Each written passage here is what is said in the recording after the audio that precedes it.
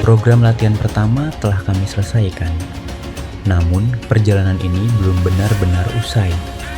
Di Bukit Batu Daya, satu tantangan terakhir masih menunggu kami. Jalur Ibex, sebuah pemanjatan yang mempertemukan dua tim dengan satu tujuan yang sama.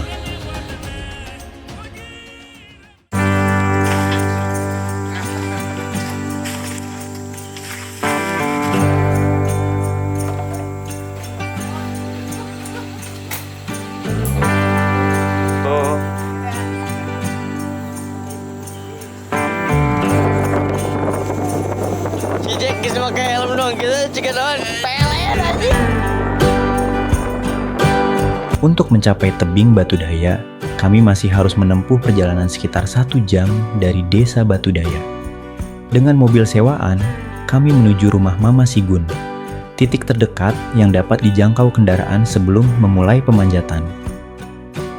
Sepanjang perjalanan, hamparan perkebunan sawit membentang di sisi jalan. Di kejauhan, Bukit Batu Daya tampak menjulang tinggi, berdiri megah seolah memanggil kami untuk segera datang dan memulai pemanjatan.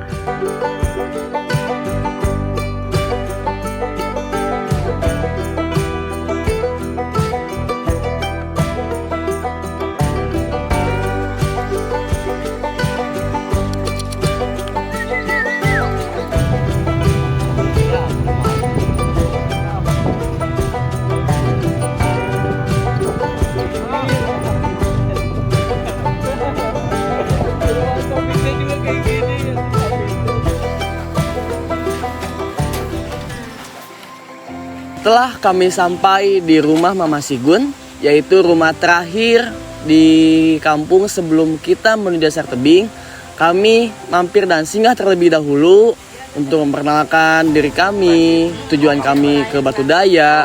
Kami berdiskusi dengan Mama Sigun, juga menantunya yaitu Bang Amin. Nah, sekitar pukul jam 2 siang, kami melanjutkan perjalanan menuju dasar tebing.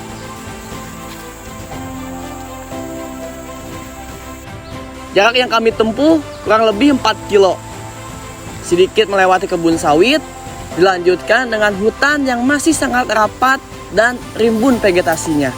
Dan bermodalkan titik koordinat yang diberikan oleh tim sebelumnya, kami harus merintis dan membuka jalur dengan membawa perlengkapan peralatan yang memang kami bawa sendiri gitu, tanpa menggunakan porter. Nah, karena kondisi tersebut, kami kemalaman di jalan, dan pada saat itu ketua tim Kang Fortu memutuskan untuk kita ngecamp di jalan. Kita belum sampai ke dasar tebing, dan perjalanan ke dasar tebing dilanjutkan esok hari untuk menghindari hal yang tidak diinginkan seperti nyasar ke arah yang lebih jauh.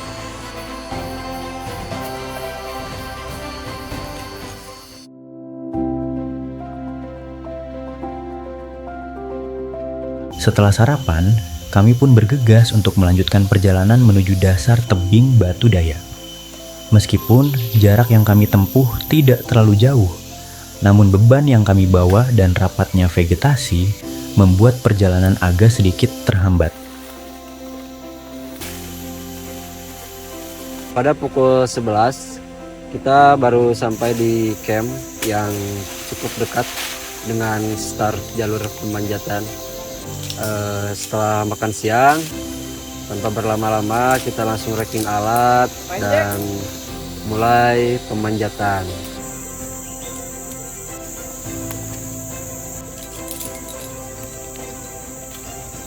Rencana kami untuk tim Europe itu, perencanaan pemanjatan itu tiba di sana, kita langsung nge-alpin tuh, tembak pit 9. Tapi nyatanya nggak sesuai di lapangan. Toh kita nyampe di camp itu pagi jam 10-an tuh, jam 11 siang. Karena kenapa kita telat, kita sempat nge-camp tuh di perjalanan trekking pada saat ke ground tebing. Jadinya kita agak sedikit lambat untuk pergerakannya. Nah, untuk agar kita nggak berlama-lama juga dan agar lebih enak juga geraknya. Nah di setengah hari itu kita putusin untuk manjat aja dulu sampai pitch 2 buat pasang lintasan.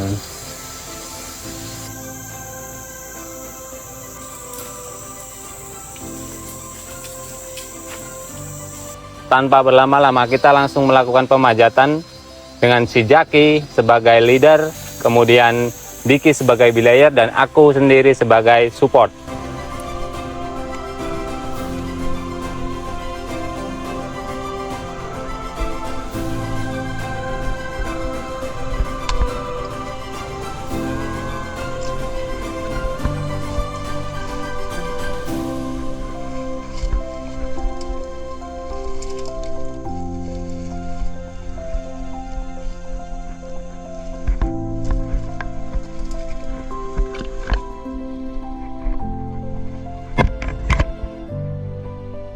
Dan ternyata pada saat kita manjat di siang itu, wah baru satu pitch tuh langsung duar tumpah hujan tuh.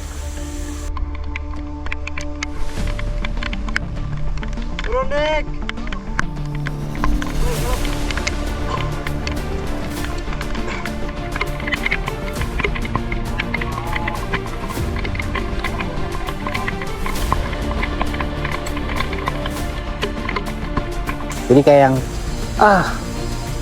udah telat kitanya kan start, malah harus dikasih cuaca kayak gini lagi. Nah jadi di hari pertama pemanjatan itu kita cuma dapat satu pitch. Akhirnya karena memang kondisi cuaca yang memang sulit untuk kita melanjutkan pemanjatan, kita satu tim sepakat bahwasanya kita akan menunda pemanjatan di keesokan harinya karena cuaca tersebut.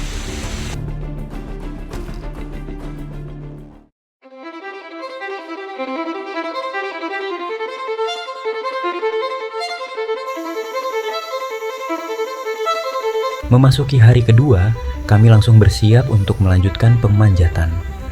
Hujan yang mengguyur sepanjang malam meninggalkan tebing dalam kondisi basah. Kabut masih menggantung di beberapa bagian dinding, sementara tetesan air terus mengalir dari atas. Meski demikian, cuaca pagi yang cerah memberi harapan bahwa pemanjatan hari ini dapat berjalan sesuai rencana. Alhamdulillah di hari kedua ini cuaca cerah,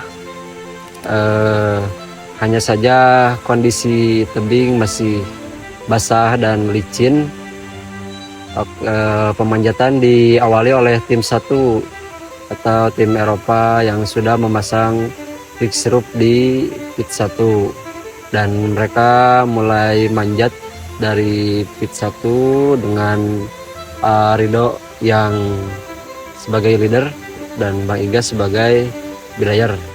Nah, sedangkan tim Exmood kita mulai dari awal dengan Bang Ridwan sebagai leader dan saya sendiri sebagai belayer dan Diki sebagai support.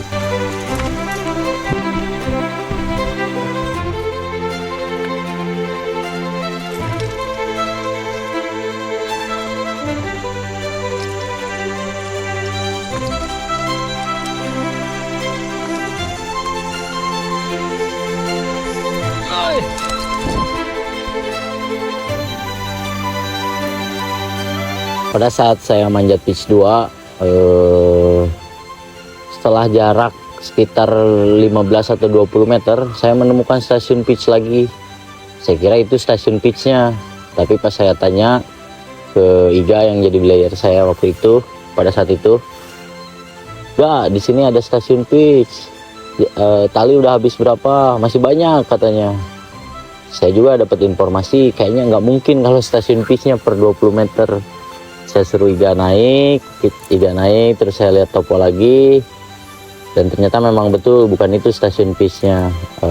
Mungkin stasiun pitch 1 bisa di situ, tapi jaraknya juga agak jauh kalau dari dasar tebing ke stasiun pitch 1 yang saya panjat sampai sekitar 15 atau 20 meter itu.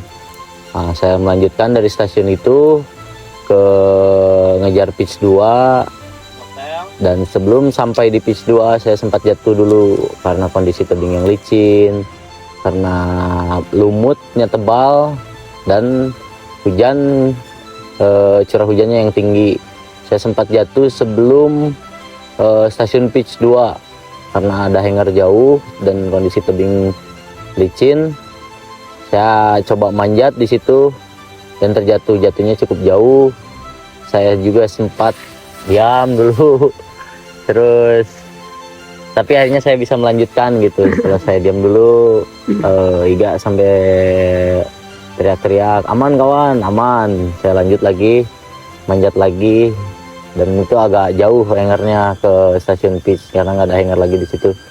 Saya coba manjat lagi dan akhirnya sampai di stasiun pitch 2. Setelah Rido menyelesaikan pemanjatan di pitch 2, di situ aku langsung menyusul Rido menuju stasiun pitch 2.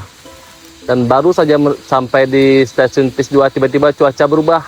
Di situ hujan turun dengan intensitas yang cukup tinggi. Dari situ kita sempat kehujanan. Foto dan tim X2 langsung menyusul kita ke pitch 2 dalam keadaan yang basah dan kehujanan. Dan di situ kita udah kemalaman, jadi kita mutusin buat ngecamp di pitch 2 untuk melakukan pemanjatan di esok harinya.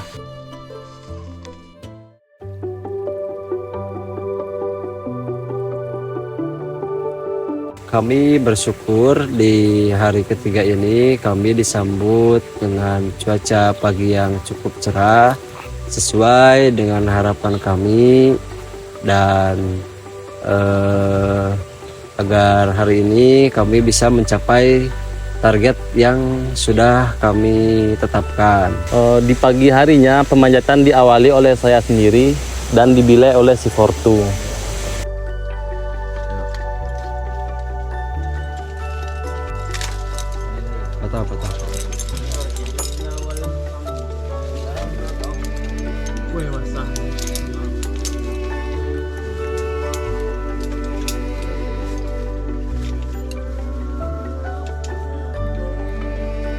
Mending kawan aja buat nanti.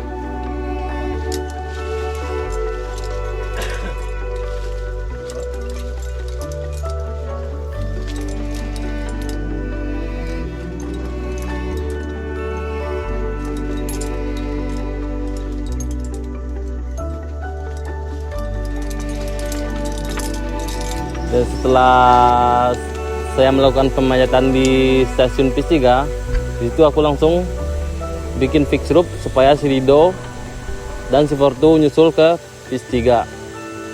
Dan pemanjatan selanjutnya dilakukan oleh Fortu, dibilai oleh si Rido, dan tugas aku di situ sebagai tim support yang ngehauling logistik makanan untuk dibawa ke atas. Jadi di pemanjatan hari ketiga ini saya berharap cuaca mendukung ya buat pemanjatan kita, karena kan kita harus ngejar pitch 9 nih, dan dimana itu tempat ngecamp kita selanjutnya, tempat kita nge-alpin, ngecamp alpin. Nah, karena kenapa jika kita nggak ngejar itu, wah makin mundur ini, makin lama kita di tebing, mana udah telat lagi kan startnya. Di hari pertama dan kedua juga kita udah kena masalah hujan, jadi makin ngaret lah. Nah, itu tuh memakan waktu lebih lama lagi, logistik pasti bakal terkuras lagi. Nah, di sini di pemanjatan hari ketiga ini kita tim Europe dan tim Exmut cuman berjarak 1 sampai 2 feet, nggak terlalu jauh lah jarak kita, karena agar kita bisa bergerak cepat aja sih, bisa saling pantau dan ya ketahuan lah pergerakan masing-masing tim itu.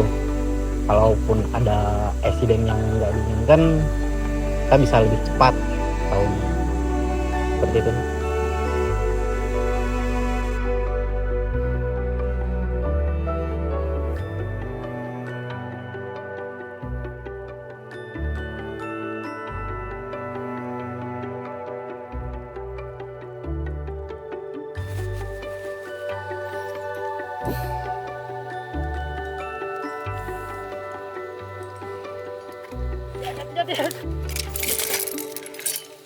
Singkat cerita, maghrib pun tiba.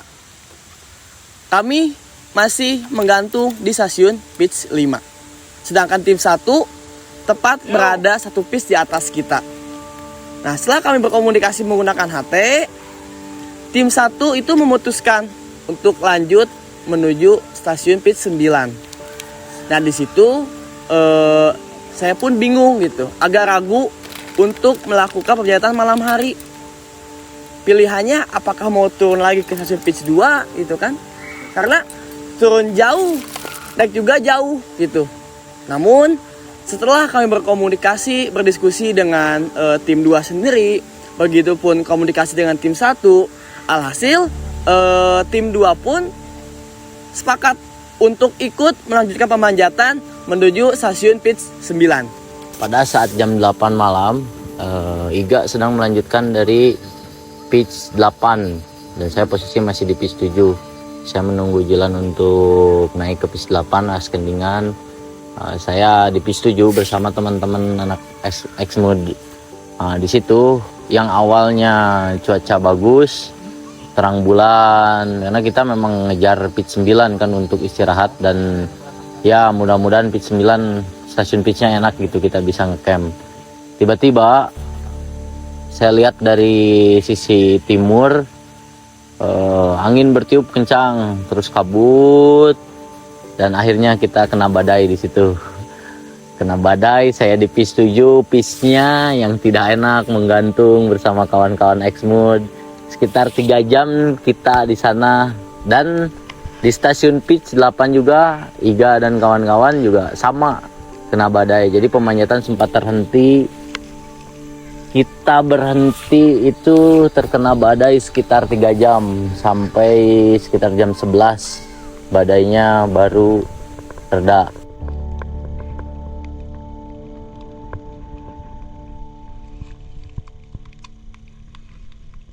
Ternyata pitch 9 ini tidak seperti yang saya bayangkan, kawan-kawan. Yang saya bayangkan, pitch 9 ini luas kayak pitch 2, yang kita bisa dengan istirahat kalau luasa.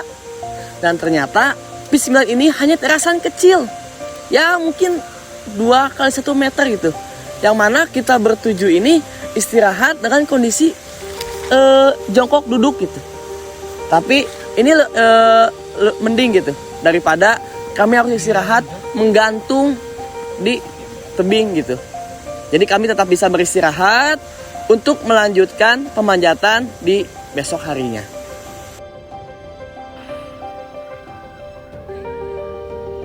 Panjangnya ini jalan tol.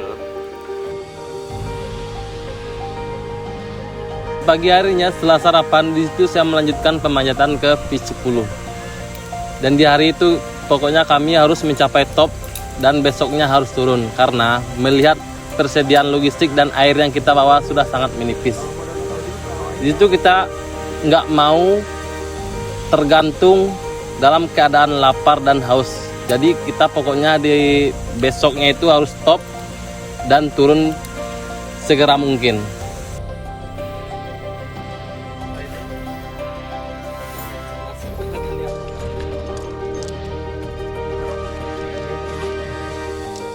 Enggak, ini yang dari bawah aja tagnya.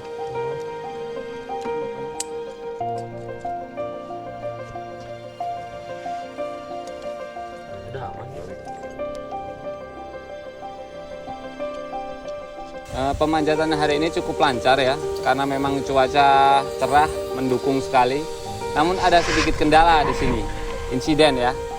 Saat Zaki ngelit dari pitch 10 menuju pitch 11, dia terjatuh sebelum sempat memasang pengaman pertama dan menimpa Rido di situ, karena memang di bawah kita di situ ada 3 orang, saya sendiri, si Diki sama si Rido.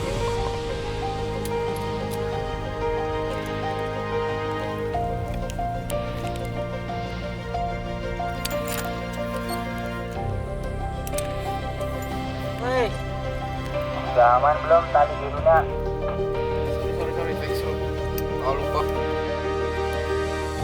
Setelah aku ngelip di pit 13, Udah nyampe kan di PIS 13 tuh. Atasnya yang teras pohon ebek ini. Sambil nungguin si Iga naik kan dan si Rido nge-howling. Nah, saya sempat berpikir gitu buat ya kayaknya di 2 pitch terakhir ini kita tukeran gitu. Tim Exmooth sekarang yang di atas, di manjat duluan, kita yang di bawahnya gitu. Saya sempat berpikir seperti itu kan. Nah, tibalah mereka semua di pitch 13 ini yang di teras itu. Sambil kita makan siang, tapi agak sore sih. Nah, di situ kita sempat ngobrolin apa yang sempat terpikirkan sama saya gitu. Jadi ya cobalah kita gantian ngelit gitu, coba gimana sih maksudnya, masa kalian nggak pengen gitu buat pimpin perjalanan ini menuju top Batu Daya gitu. Kata aku kan ke tim Exmooth ini ya sekalian buat mereka merasa bangga gitu akan pemanjatan yang mana udah lama, cuacanya ekstrim, tebingnya tinggi apa segala macam kan. Ya biarin lah, aku kan serahkan ke mereka, bawa kita lah, biar kita yang ngikut di bawah kalian, kita juga tetap manjat, kita speed di bawahnya kalian.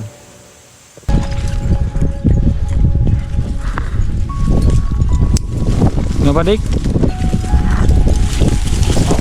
Woi, di mana ini runner, woi?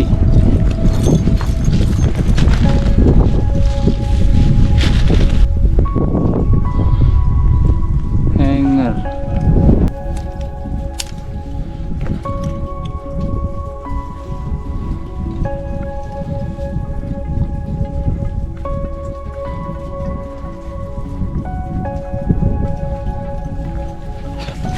Menuju pitch 14 ini cukup membuat aku takut ya, dan kesulitan pastinya.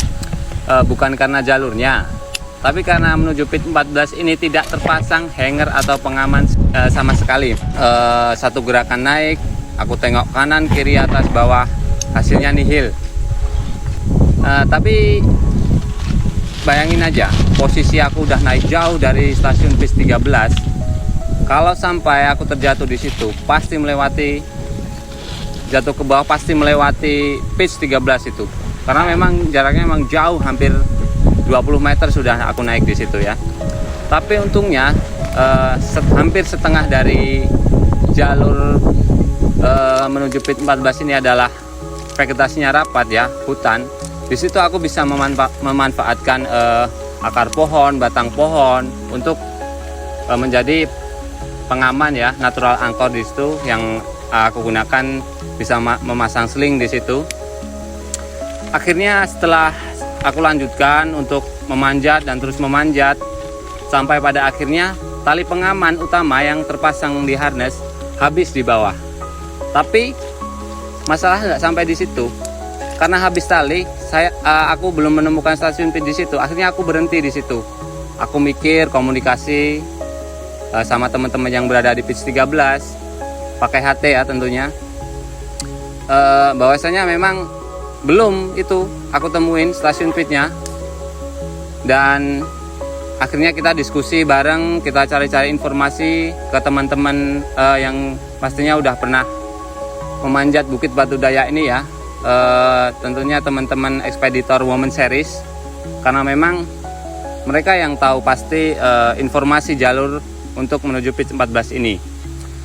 Karena memang hari sudah malam, larut, kita sudah kelelahan, akhirnya saya kembali turun rappelling menggunakan tali pengaman yang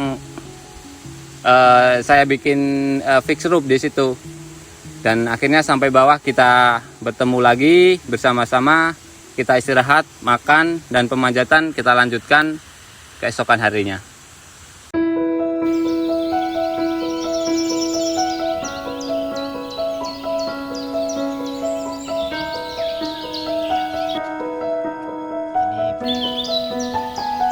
Di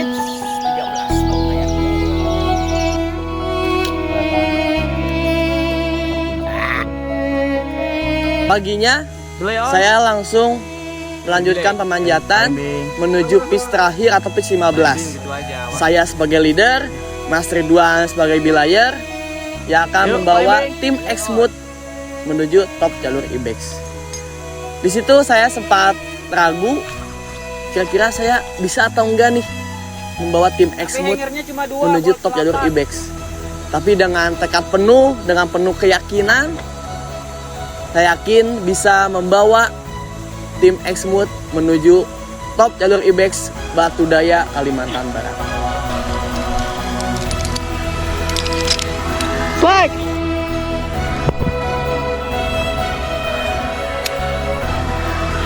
Oi! Top Batu Daya!